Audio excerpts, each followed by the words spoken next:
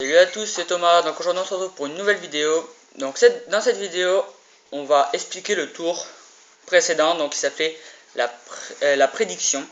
Donc pour ce tour c'est très simple. Il vous suffit d'avoir un paquet de cartes tout à fait normal, donc toutes les cartes sont bleues. Et bien sûr toutes les cartes sont mélangées. Puis il vous faut aussi un papier. Donc en l'occurrence moi c'était un post-it comme vous le voyez ici. Puis un stylo, donc un stylo bic normal non effaçable.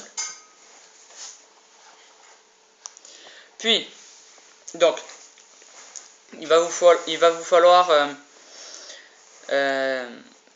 donc demander au spectateur que je n'ai pas aujourd'hui, mais en temps réel, vous avez un spectateur, de mélanger le paquet autant de fois qu'il le souhaite.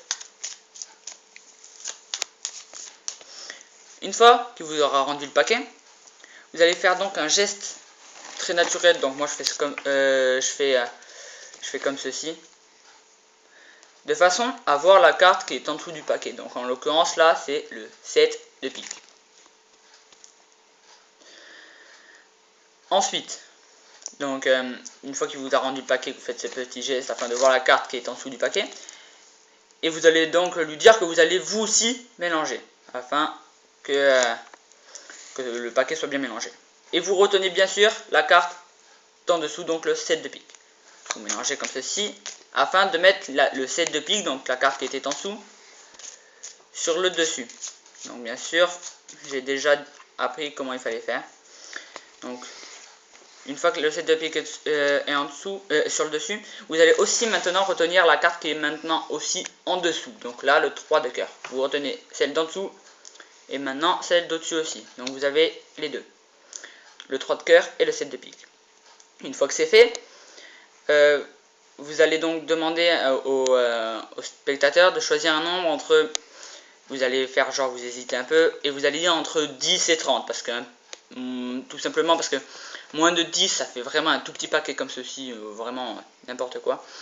Un trop gros paquet au-dessus de 30 c'est vraiment trop gros, c'est trop long pour lui, voilà, ça devient trop long. Donc imaginons qu'il nous choisisse là 13 et vous allez lui demander de faire comme ceci, ce qui fait qu'il va poser donc le 7 de pique en premier. Donc comme ceci, 1, 2, 3, 4, 5, 6, 7, 8, 9, 10, 11, 12 et 13. Donc vous savez qu'il y a le 7 de pique en dessous, et bien sûr qu'il y a le 3 de cœur ici. Donc c'est très simple. Maintenant que vous le savez, pendant qu'il mettait ses cartes ici, vous allez donc marquer sur ce petit papier avec ce stylo le 3 de cœur et le 7 de pique ici. Donc tout ça bien sûr pendant que le spectateur fait ses cartes.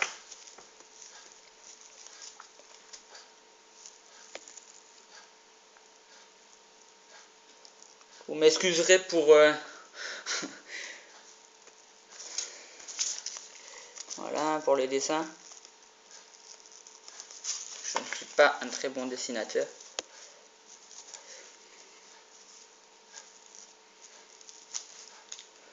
Bref, voilà. Donc voilà, comme je disais, je suis pas très fort en dessin.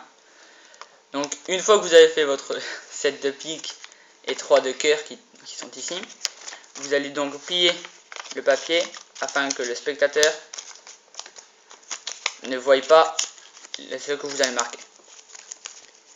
Une fois que c'est fait, vous allez donc lui demander de retourner. Donc bien sûr vous insistez bien, comme quoi c'est lui qui a mélangé le paquet, qui a choisi un nombre entre 10 et 30 et qui a lui-même distribué les 13 cartes ici.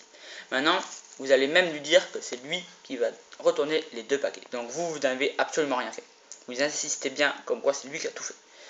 Une fois qu'il aura retourné les paquets, donc il va apercevoir le 7 de pique, bien sûr, qui est ici.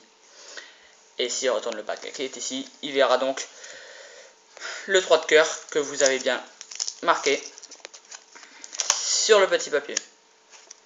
Voilà, donc si vous voulez voir la démonstration de ce tour, le lien de la vidéo de la démonstration est dans la description juste en bas là. Donc on se retrouve pour de nouvelles vidéos très bientôt. Abonnez-vous, mettez un like, un commentaire et peace.